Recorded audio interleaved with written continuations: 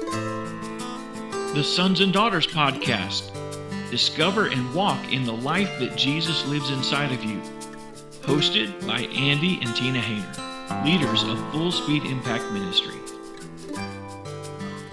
Welcome back to the podcast where we focus on helping every believer to walk as children of God, sons and daughters, just like Jesus in his power, in his mission. And we have an exciting program today. Yeah, I'm really looking forward to it. Old friend from many years ago, my younger years, Yep. is a pastor in New York City. And Not the city of New York, Long Island City. Long Island City, but it's in the middle of Manhattan. Oh, really? Yeah. Okay. Yeah. Well, I don't know. It's just, one of them East Coast sort of big city things. Yeah. So, anyways, in the middle of, it's a hot spot for the whole coronavirus, and he had his own bout with it and has been leading his church and his community in being the light of Jesus in the midst of all that. So, gonna find out about that and get some encouragement and ideas. And yeah, partly this was, my part of driving desire that I've felt, and I think a lot of believers have felt, is we want to do a lot more than just sit at home and watch live streaming services. We want to do something. We want to do something to help. If you're not afraid, and you really shouldn't be, the Lord tells us over and over, do not fear. But we, not having fear, we have a desire to be productive, to be an influence, to be salt and light. One of the Bible stories that was actually coming to mind for me in the midst of all this is the story of the Good Samaritan. It seems like many of us as church leaders have passed by the people that are sick and hurting and beaten and left on the side of the road in our rush to get to our religious meetings. And we're either fighting so that we can have the freedom to assemble once again, or that we're in a rush to figure out how to live stream our services. But meanwhile, there are a lot of sick, hurting, fearful, depressed people. Right. And a lot of opportunity for Jesus to break through and shine, and the gospel to break in power into people's lives. But God wants to use us. He doesn't just send an angel or break through in the atmosphere. He uses flesh and blood. He's chosen to use us. And so it's it was interesting. Earlier in this year, I kept seeing on Facebook that, and I'm not sure whether it's accurate or not, that some who were familiar with a ministry of one of the prophets coming out of Kansas City, Bob Jones, Sean Boltz, I believe, who is currently ministering, who was discipled by him, is purported to have said that I heard many times that Bob Jones prophesied that one of the signals of the end time revival breaking out in the United States is going to be that the Kansas City Chiefs will win the Super Bowl. Well, this year they won the Super Bowl. And I remember during that time, I just really felt compelled to say, look, even if revival is going to come and take place, it's not going to take place just because somebody prophesied it. Right. Jeremiah, he prophesied the return of God's people back to the land, the restoration of people back to the land. But when Daniel read this, he went into a season of intense prayer and fasting. He joined his life through his own faith, his own transformation. With the message God had sent. Exactly. Right. And the prophecy he had declared. Right. Yeah. Paul tells Timothy, he said, fight the good fight of faith in accordance with the prophecies that were made about you. So don't think that prophetic words are going to come about just automatically. You're going to sit back on your couch, watch your live streams, and eat your Cheetos. Right. And here comes the revival.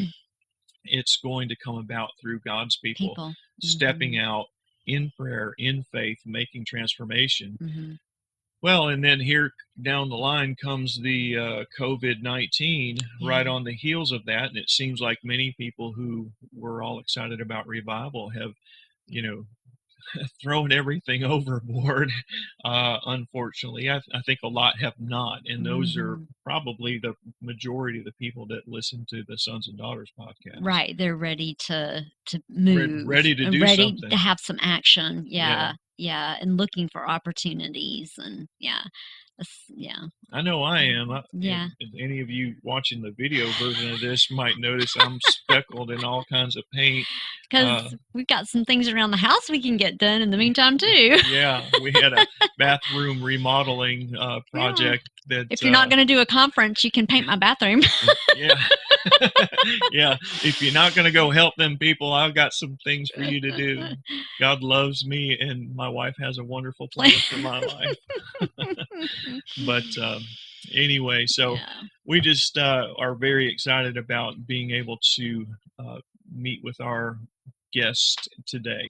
So today we have a really special guest. We've got a pastor of a growing church that he and his family started together back in 2013 in the mission field of Long Island, New York, believe it or not. Long Island City. It's Long actually Island. right at Midtown Manhattan. Okay. Well, as far as I'm concerned, it's all the same, It's same all New place. York to us. And Out here in the Midwest. if you've been following the news recently, at the time of this broadcast anyway, that's been kind of ground zero for the COVID-19 crisis. Yeah. Additionally, he's been married 25 years and was recently featured on Fox News because he actually contracted the disease and overcame it, but also is leading his church in a community outreach where they are partnering with local restaurants to meet the needs of those that are negatively impacted to distribute food. And so we're really excited to have Pastor Patrick Thompson, sorry, Patrick I wrote Thomas, so I got it wrong. Very close. I apologize, No worries. Pastor Patrick Thompson. I'll help you, baby. with us on the podcast today. Welcome. Thank you for taking time with us. Hey, glad to connect with you guys, and Tina, glad to reconnect after many years. Yeah. growing up in youth group together. Yeah, high school days. Well, that was my first question was what do you remember about my wife when she was in youth group with you? I wish I had some stories to tell you, but she was phenomenal. I mean, Tina was one of those that everybody looked up to as far as a spiritual leader, and just somebody that set the pace for us in the youth ministry. And I was a couple years younger than Tina growing up, and so it was just great to have somebody that was very consistent, but also loved to have fun, enjoyed the Christian life and the abundance of it. Sometimes we as Christians get caught up in the what not to do's and how we aren't supposed to be. And I think Tina was one of the ones in our youth group that was just a great balance of following in obedience and then following in abundance as well. Aw. Yeah. Well, Sweet. it's amazing the miracles Good of memories. modern Facebook. Yes. Yes. Yeah. Those are, connections that never would have remained really, but Right. yeah, able to stay. And I just so appreciated updates and all on Facebook, see what was going on, to join in praying, because we're not there to help you distribute food, but our hearts are like, yes, show the light of Christ, and, praying for your health as you were recovering. And Right. yeah, neat to be a part of that. Yeah, it was a couple of weeks ago where Tina mentioned to me, she said, Andy, one of my friends who's now a pastor up in New York, said that he's got symptoms of COVID-19, and we were praying for you and really rejoicing to see your recovery. Yeah. Maybe you could share with us a little bit about what that was like to contract the disease. I think a lot of people have had different experiences, but we'd love to hear a little bit about your experience. Yeah, it was definitely unique. This was mid-March. We were just in New York about to go into lockdown.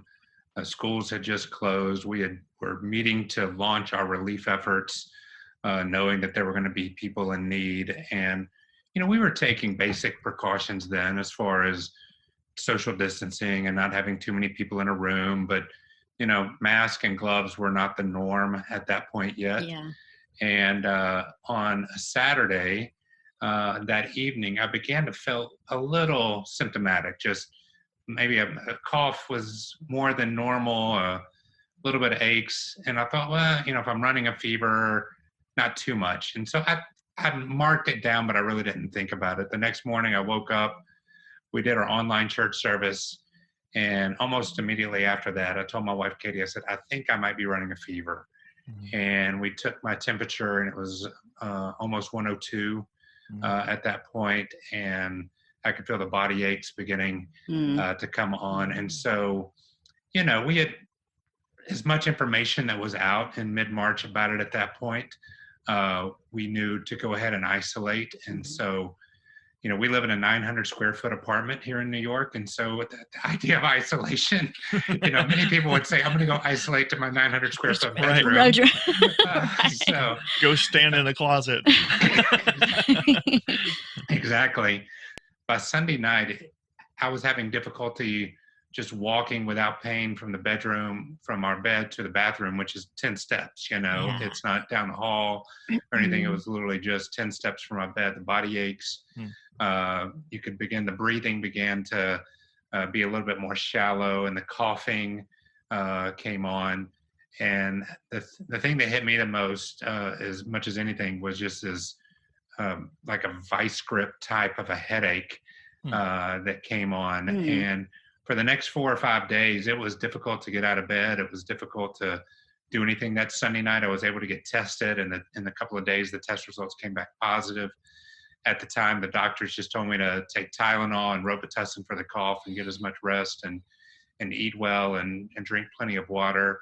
And it was some of those things that, at the beginning, I'm like, oh, okay, this is just like anything else. It's a little worse than a cold. It's just like a severe cold or flu. Sure. But I'm telling you, the number of symptoms that kind of hit you all at once, and the severity with which they hit you, and then having to be completely isolated. By yourself, yeah. Yeah, it does some things to you mentally as well, where, you start to feel alone, you start to feel abandoned, a level of depression and anxiety comes on you. And, now we know that the virus even does some things mentally to exasperate that as well. And so it was, for 4 or 5 days, it was a pretty difficult journey, but it's I'm telling you, it's a physical and a mental battle. Yeah. So, That was kind of one of my questions, was give you an opportunity, because I don't think you really maybe had the opportunity on Fox. It seemed like you had more to say, but you knew it wasn't the right context. Yeah, I'm sure you had some scriptures you were hanging on to. What did you do? How did the Holy Spirit help you get through that physically and mentally? How did you do battle? That's a great word for it, Tina, because it became a spiritual mental battle as you were going through this. Like I consider myself a person of strong faith. It's not that I I deal with fear. Right. I struggle with the truths of God just like anybody else. Sure. Of applying those in my life and living those out. But I didn't walk into this on shaky ground with my understanding of who God was. And what crept in, I think, the most was fear. And so the fear of the unknown, like we don't know anything about this. I remember one night I was just on my computer reading, and there was an article in the New York Post about a seemingly healthy 48-year-old who died suddenly of the coronavirus. And I'm 48. And you're doing the math. Is this prophetic? So this fear began to creep in. And I think that for me spiritually, it wasn't that I felt abandoned. Sure. It wasn't that God's I felt, with you. out of touch with God. I would read scripture. I would, quote scripture in my mind. I would, have a sound mind, that we, think on these things. Sure. Those kind of passages were the ones that were resonating with me. So there's always been a level of control and constant in my life. And when this took over, that level of control and constant dissipated very quickly. Yeah, out the door. And it was a level of fear I don't think I ever had to deal with in my faith personal journey before. And so it took me to a level of trust with God, Yes. where it really made me ask the question, do I Do I trust trust God? you? Yeah. Yeah, Yeah. you know, Yeah. and because I can say that I do, and this is what I'm actually talking about Sunday on our online service, is Mhm. this joy in the struggle, right? That's Mm. Paul. We're looking at Paul in prison. Mhm. And so that was the journey for me. That was the piece. And I think what held on, there were two kind of guardrails I think that helped me through this. And one was my family. Mhm. I mean, just Katie, my wife, the consistent taking care of, I mean, the most she could do was open the door a crack Crack. and slide a meal and set it on a chair for me. Mhm. And we would FaceTime each other. But Mhm. just that consistent presence was Yeah. a model to me and a reminder to me of the consistent presence of God. So somebody modeling that for me Yes. was one guardrail. And then the other guardrail of prayer, Mhm. that I had, even in the midst of isolation, in the midst of being by myself, God did not abandon me. God did Mhm. not stop having conversations with me. Yeah. God did not say, don't bring your questions to me. He invited them. Yes. And so I think it was those two guardrails that really helped me Yeah. You can during be that real time. with God. He's right there with you. You That's know, awesome. it's interesting, even as you're saying that, it reminds me that, when the scriptures address thriving in the end times, it talks about those two things. Jesus said, to be sure that you're in prayer, and, to stay Watch. ready and Watch and watching, pray. watchful in prayer, Mhm. and then to meet together, to encourage one Yeah. another, because we need We each need each other other. during those difficult times. And Yeah. appreciate your 100%. transparency and just Yeah. sharing some of that. That's great. In New York now, uh, it's not a matter of who you know it's like, do I know anybody that had it? It's a matter of how many people do I know No. Uh-huh. that have had some level of it now. And I Wow. know that's a different experience than in many other parts of the country. Right. We're not there. Well, it was Yeah, really not part of the interesting. world. I wonder how that impacts the way that you look at the news now, because one of the things that um, we are seeing is that there seems to be a real polarization of the Yeah. way that people are perceiving this. One, on the one side, it's the conspiracy theorists, that this is all a government takeover, that the disease isn't even real. Yeah. And then, we should never shut down, forget everything. And then on the other side, it's people who never want to ever come out again Mhm. until this disease is completely eradicated, and that they're guaranteed that there's no Not disease dying. possible of Yeah. ever contraction. How does this impact the way that you're looking at that dialogue personally, and then also as a pastor, because you're having to Mhm. pastor Yeah. people that probably gravitate towards both Mhm. of those extremes? Yeah. I think one, just from we can talk about the US or the world and how every country is dealing with it. And the US is such a diverse geographic and the way people do life, even, From coast to coast. I mean, Yeah. here's the problem. I think we as a country have always looked at, united we stand. And Mhm. that's a great thing, but it's not always the same approach that we have to take in every area, Mhm. and I think this is even how we approach our relief efforts. I think the local is going to have to be the most important decision maker here versus the national. Mhm. And Mhm. what the national can do is provide resources and provide some directions. But, you look at New York, what might be right for New York City is not even going to be what's right for upstate New York. Sure. Mhm. Very different population, very different type of living, farmland up there as well. So I think we have to look at it that way and not put my experience here on New York on you and Madison or Mhm. on, you know, Atlanta or Mhm. Charlotte or Right. somewhere else. Mhm. And so, certainly I have a lot of connections still in Georgia, and with Georgia Mhm. making an announcement to begin to But open just up, open up. Yeah. it's become the butt of That's the joke here in New that's why York, I've got my Georgia There Bulldogs you hat go. on, man. I'm like, Go go Dogs. Georgia, you know. But they're the butt of the joke here in New York. They're like, Right. everybody's going to run out to go get their hair cut and their tattoos. Right. Bowling. Yeah. I mean, that's Right. Right. that's. I need my just- mullet. I need my Yeah. mullet shaped back up. Luckily, I'm not having to worry about it too much. Yeah, he you and doesn't I- either. You and I have the Y'all have same the problem, same. brother. I think we operate by a different standard when it comes to faith. So we're people of faith, Mhm. which means we put our trust in something beyond ourselves. Right. It doesn't mean we're reckless. It doesn't mean that we don't submit ourselves to authority, Mhm. any of those kind of things.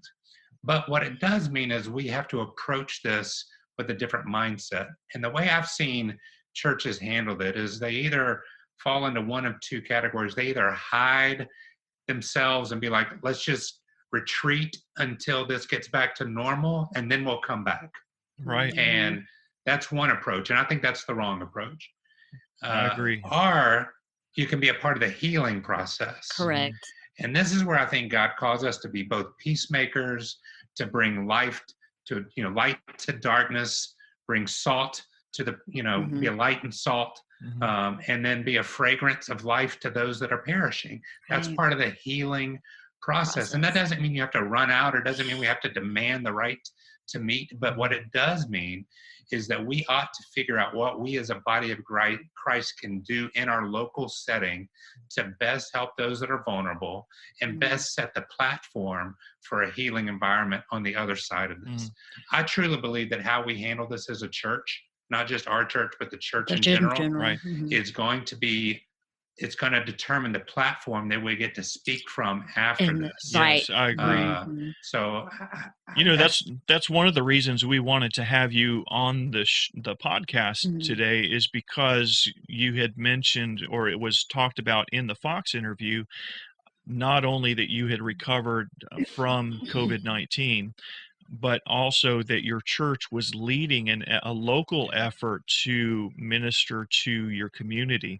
I'd love for you to share with us about how that developed, how that came about, because I think there's a lot of Christians right now that in the midst of all this, and pastors, they're a bit frustrated. That we've never been about just going to a church service. So, being able to, if our pastor figured out how to live stream, great, but that's, we want to help. We want to do things that are constructive, that are salt and light. And you've been able to sort of bridge some of that gap, and love to hear how that came about and what you're doing. Yeah, it basically came about by two decisions. One, early on when we knew we were going to not be able to gather, we meet in a public school up here, our church does. So we knew as soon as schools closed, we were going to be without a meeting space.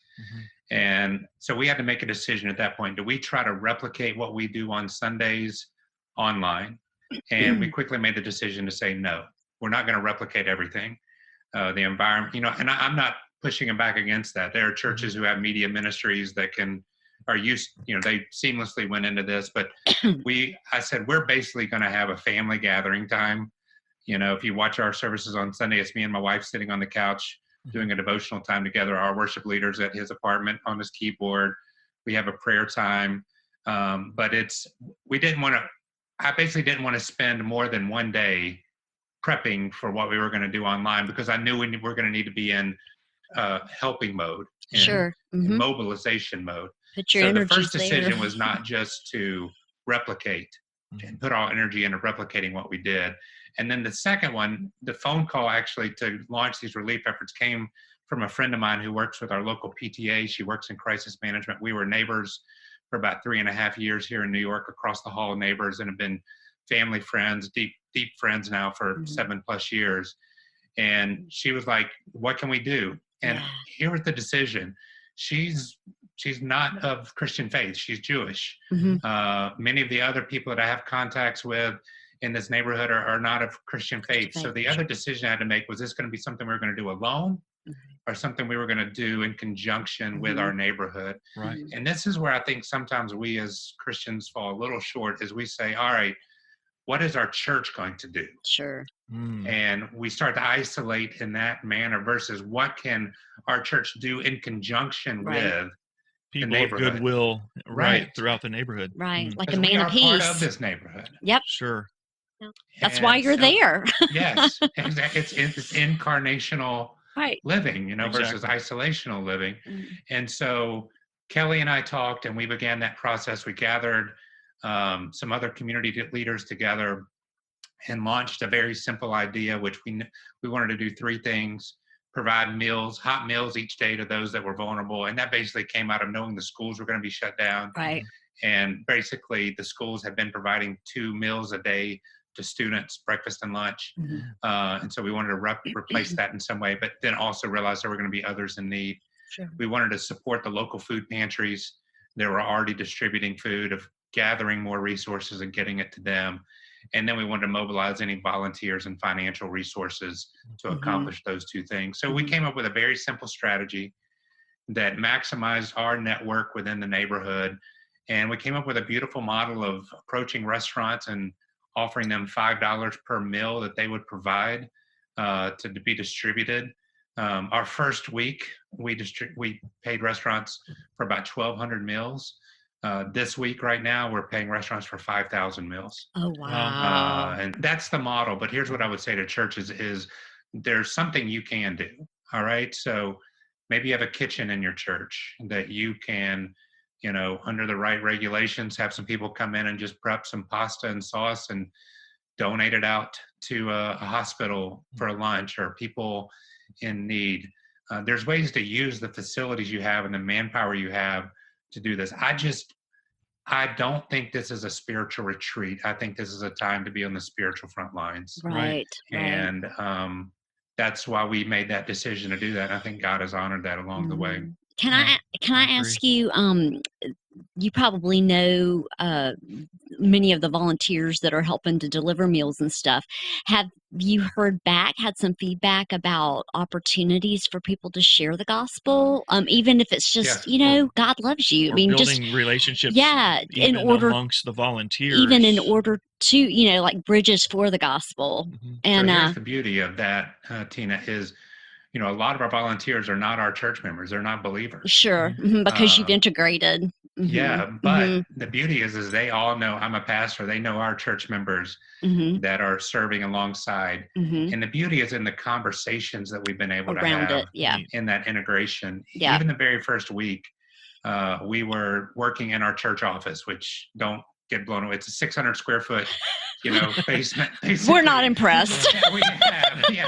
Kind of like we're not on the 70th floor of Park Avenue, Right. So it's a little small basement apartment. But one of the ladies who was initially helping us get pantry items and making some deliveries and things like that, she came in and we were talking, and she said, I don't know what it is, but when I walk into into our office, into this basement, I just got to get a sense of peace. She feels the Holy And Spirit. we talked about that and why that is, and why she even asked me, like, the spiritual questions that have come up with this. Sure. When we talk with volunteers, we have some up times and down times, of busyness. And in that, even a couple of days ago, we were sitting, waiting during our meal distribution. We had a little downtime, and our volunteers asked me, like, what's your spiritual take on this? Yeah. And so I can definitely see those opportunities Open.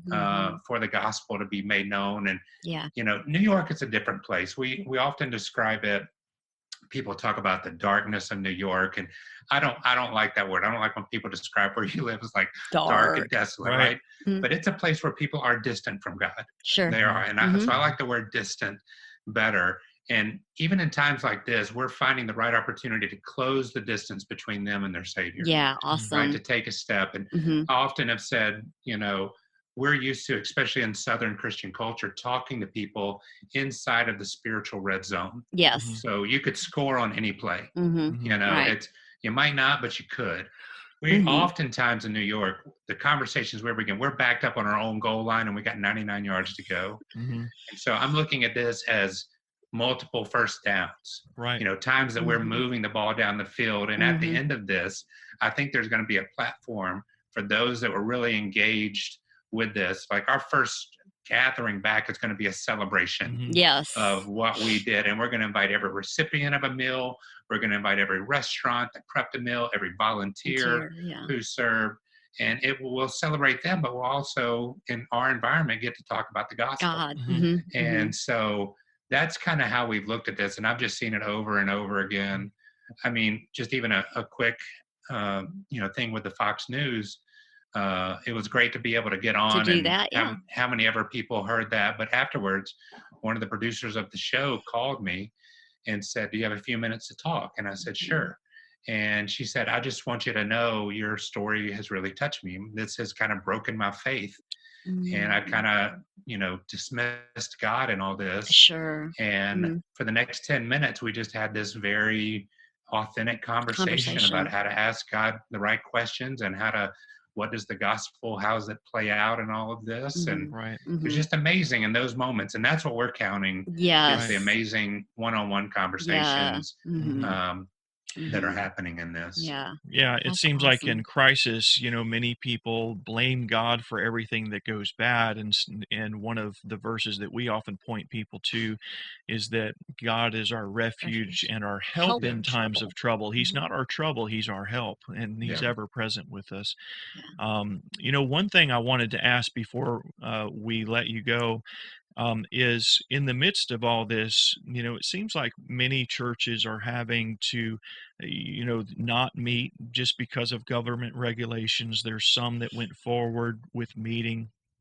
But to me, it's the whole meet or not to meet seems like a big red herring Yeah. in that that's not our main function as a church is meeting. That's mostly for us. But what are we doing for the world around us? And Mhm. and as these government restrictions have come in so quickly and so intensely, I went to your website and I saw that you had a message recently on Christianity and COVID-19, Mm. and my computer froze up after the introduction. But I remember in your introduction you mentioning that you had conducted a survey on Facebook amongst your congregation, or whoever you had friends with, and that the bottom of the list fear was the disease itself, but you had government overreach as being one of the biggest fears, and other things like that. Economic.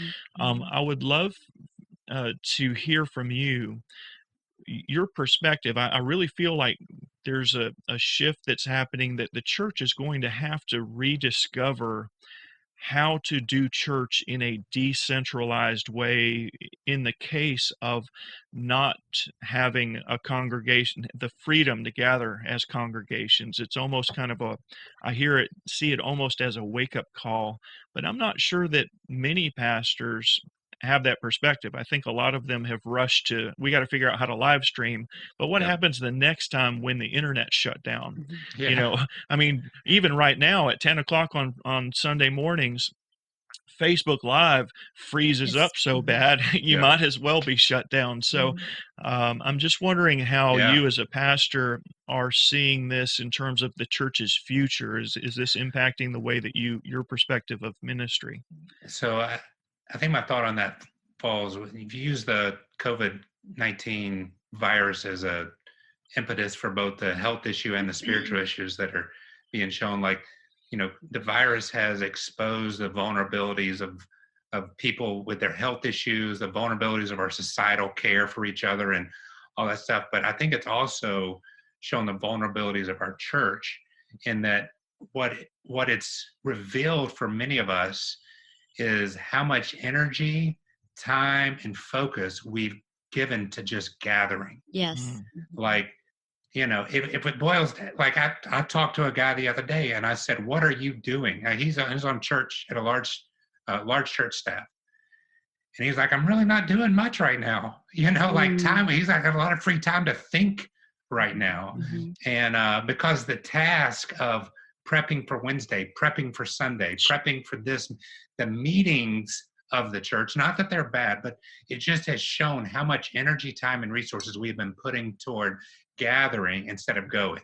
Sure. mm, And I think what we're going to have to do is, in these moments, realize the vitality of small, healthy churches. mm, Mhm. And I don't mean, all three of those have to be, think key, Right. small and healthy, and they're a church. They're not just a Mhm. Bible study. They're not right. just Right. a gathering of people. It's doing ministry Ministry. Fully Mhm. of functioning. those Mhm. fully functioning together. And the Yeah. vitality of that working together is these small engines all working together. Mhm. And you think about, we rent a school, but we don't. If I had to buy a facility here in New York City and maintain it, you're talking 30 to 50 million dollars Oh Mm, of gosh. Yeah. investment just to have a gathering spot. Right. And if somebody said, "Patrick, I'd do that for you," I'd say, "No, just Mm. give me the 30 to 50 million, mm, and we have a different plan of how we're going to right. use that Right. than to just create a gathering spot." And so Mhm. I think there's gonna be two outcomes that I think could come out of this. One is we're gonna get into study mode. Like, all right, let's look at and we're gonna start doing all this research and studies and holding conferences on church now post epidemic. And I tell you what, I'm conferenced out. I am researched out. It's not that I can't say we can't learn, and there's a group of people that need to study this, but there just comes a point after this that I think has made us realize we've got to be a better steward of our people. And stewarding our people is not gathering them, it's growing them and helping them multiply themselves. Mobilizing them. Exactly. Right. And that's where I think we have fallen short, as many of us as churches. We talk about mobilization as how many people are sitting in our churches on Sunday, or even how many people we may send on a short-term mission trip. But my idea of mobilization now is how many of our people are pastoring their neighborhood. Yes. How many people are pastoring their apartment building or their Exactly. floor. Right. And we've got to give the stewardship and the ownership of ministry away. Exactly. That is just, that word just resonates with me. That's, in fact, that's what our ministry is all about. I have conferences to mobilize pastors and churches so that they can multiply disciples outside the four walls of the church. Because very often I find that pastors are so focused on what happens on campus in their planned meetings, that it almost takes someone coming in from the outside to not just tell them that they can and they should, but show help them how. Example it a little because bit. that's really what it comes down to, is modeling something that's so simple that anybody can do it. That's what Jesus did. I'm hoping this might, part of the problem is we as a church culture created our own score sheet. Sure. Of attendance and giving and things like that. And then we told our congregation, hold us accountable for this. Right. If I'm not growing in these areas, maybe you need a new pastor. This is my job description. Yeah. And so I'm hoping this might give us an opportunity to really change the score sheet, not just in our minds, but in the minds of our congregation as well. That's really important. So. Just enjoyed reconnecting and hearing what's going on in your part of the world. And again, like I said, it's just we have joined with you in our hearts and prayers. So. And we can certainly feel the prayers of the saints around us. I mean, it has been a encouraging, sustaining force for us. So this is Pastor Patrick Thompson and their church is New City Church, and you can find that online. They're in Long Island City, New York, and the food distribution program is LIC, which I'm sure stands for Long Island City. Yes. LICrelief.org. You can find more information about that online as well. So thank you very much for spending time with us. Thanks for having we me. appreciate you. I just love the way that he said that this is our time to be able to move out, to do something. We've spent a lot of time focusing on how to gather instead of how to go. And it's really refreshing to hear a pastor realizing, that what is being surfaced, because not only for people, but for churches and institutions, who you are, what you are at the core, really surfaces in the times of trials. That's when your true character rises to the surface, is exposed, and sometimes it surprises ourselves. Yes, what's there. Yeah, I thought that really resonated with me too, of that heart to go to do something, and we're learning as we go, and I think that's something that Patrick was just very open about too. It's like this person came to me, and we saw the opportunity and all, and it wasn't like he already had this big plan planned out, or he's all this experience. I mean, he's learning as he goes, and it's, as he talked about it, it's growing, and I'm sure it's going to have to morph and change and all too. But I remember back to our time in Turkey when there was a major earthquake. And this was, I think, during '99. Yes. And there was like a 7.3 earthquake that really decimated entire towns. And our mission team leader at the time just kind of woke up, saw that on the news, because everybody's sort of used to, you look at the news, oh, what happened, oh, a big earthquake killed a bunch of people, what's next, where's my coffee? Didn't happen here, so. But right, I mean, we're all still alive. We felt it. I mean, Tina and I, we were up on the 14th floor of a building that shook violently. Yeah, felt like we were And it was the first time I'd ever been been in in an an earthquake. Yeah. But what was interesting is that, after a little while, you realize, people are hurting. People need your help, and there's opportunities. I remember some from our team. They just went to the store. They bought shovels and ropes and flashlights and whatever. And there's just buildings and rubble, and so Trying they to just dig started to people dig out. people out. Mm-hmm. And a lot of things had to happen, and it was beyond what the government or any municipality could do. You Can have manage. to Mm-hmm. you have to coordinate. But if we were only willing just to work with Christians or work with our team or our church, Right. It that wouldn't have it wasn't happened. nothing's going to happen. Mm-mm. But through the serving together, it connects people of goodwill. And then sometimes what happens is that some people who have goodwill and a desire to help, they actually recognize that you've got something even more. Like, I'm doing this out of fear Mm-hmm. and panic or obligation, but you're doing this sheerly out of goodwill. Right. And you're experiencing peace as you do it, and Exactly. supernatural joy as you do it. Kind of like Patrick talked about, the Mhm. lady saying, I just feel something different Right. here. And because there is a difference, it's the spirit that we carry.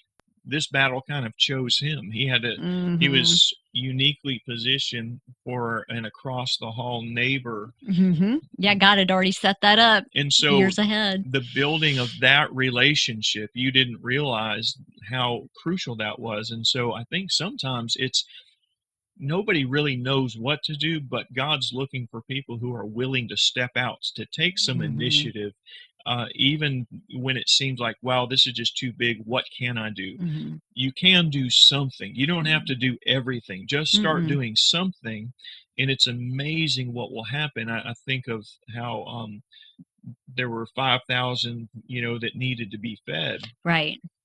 You give them something. You Right. do You do it. something. Mm-hmm.